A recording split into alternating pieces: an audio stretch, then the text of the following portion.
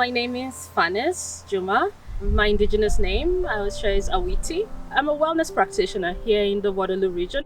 Obviously, we are on traditional territory of the Haudenosaunee, the Anishinaabe, and the Neutral people. I've been a community organizer for many years. My work has focused on land-based as well as other kind of forms of initiatives like arts-based initiatives, etc., that have tried to increase the participation of people of African descent, as well as other racialized people, in the solutions to some of the barriers to wellness that we experience. Right here, we're in Northdale campus, which is in Waterloo. It's part of Wilfrid Laurier University. As we think about climate change and as we anticipate climate change events and crisis, we know that food systems are particularly vulnerable for a number of reasons, specifically for just the changing climate and the actual food production, and also because of supply chains that are coming from different parts of the world, and we're getting climate events. It's getting harder to anticipate how many and where they will be. So right now, our food systems are very much connected to different parts of the world that are under considerable stress.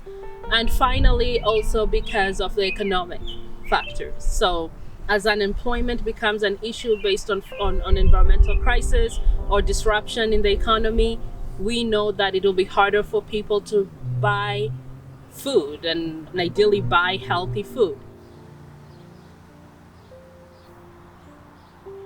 So community gardens are needed right now for those who are using them, but they will be needed more in the future. We did see that through COVID, that suddenly people became aware about gardening. These are people who are just growing food for their families, but might not have direct access to green spaces. So we've created that space where people can grow their own food.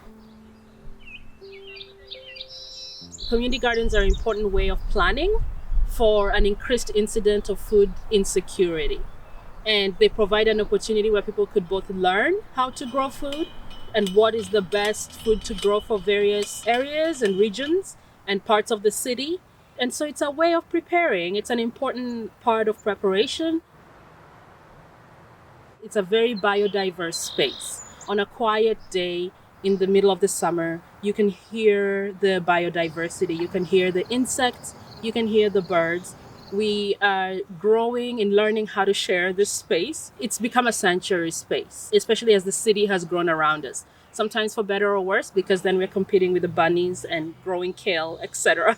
But it's a really cool opportunity to learn that we're not alone.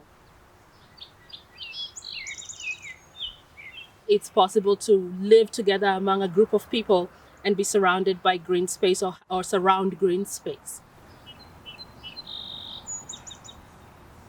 As a land-based activist, one of my deepest values has to do with recovering a particular kind of relationship to the land and making that possible for ourselves and for others in our community, because the relationship with the land is such an important part for people of African descent, for example, and in our own indigenous cultures.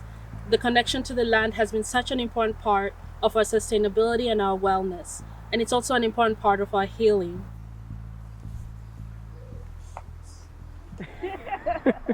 Guys, smile with your eyes.